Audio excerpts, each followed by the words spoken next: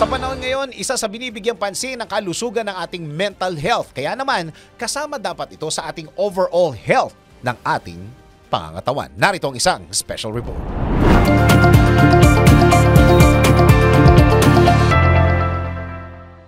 Matapos ang pandemya, nagbago ang lifestyle ng mga tao kung saan sila ay mas naging health conscious at nahumaling sa pag-e-exercise o pag-workout. Kaya sa idinaos na pinakamalaking health and wellness event ngayong taon, ang Fit Street 2024. Pinag-isa nito ang komunidad ng health enthusiasts upang tumulong at sumuporta sa fitness journey ng bawat isa.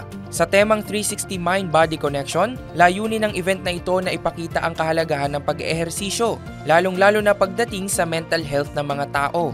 Ito ay dahil ayon sa mga eksperto, sa tuwing tayo ay nag-workout, naglalabas ang ating katawan ng chemicals o yung tinatawag na endorphins na siyang nagbibigay sigla sa ating kalusugan. Ayon sa isang certified fitness coach na si Will Devon, hindi mahirap magsimula sa isang fitness journey. Maaari mo itong simulan sa pinakasimpleng paraan o kahit sa bahay lang. Like every morning, one of the most important things that I do is a simple 5 to 10 minute stretching exercise before checking your phone. Sobrang importante yan. Right when you wake up, huwag muna gamitin yung phone mo. Sang-ayon din ng fitness instructor na si Sean Kobe Usi na ang physical at mental na kalusugan ay dapat isa sa mga priority. Hindi lang siya basta sa physical health, pati rin sa mental health mo. Malaking tulong siya. For example, nag-exercise ka, magkakaroon ka ng mental clarity. And at the same time, lalakas yung katawan mo.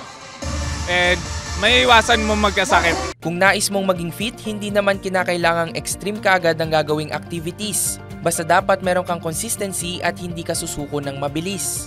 At bukod sa pag-workout, maaaring mapanatiling active ang katawan sa pamamagitan ng pagsayaw.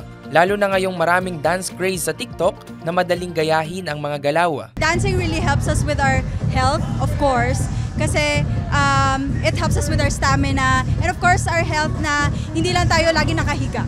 You know, na kahit pawisan man tayo, kahit TikTok yan, papawisan kayo. Binigyang diin naman ng former PBA player at ngayon fitness coach na si Justin Melton na hindi pa huli ang lahat para simulan ng iyong fitness journey. Kaya malaking tulong ang Fit Street 2024 na nagbahagi ng sports at workout activities na makatutulong sa pag-utilize ng mga tao sa kanilang energy sa malusog na pamamaraan. Yan ang aking special report mula dito sa Bonifacio High Street.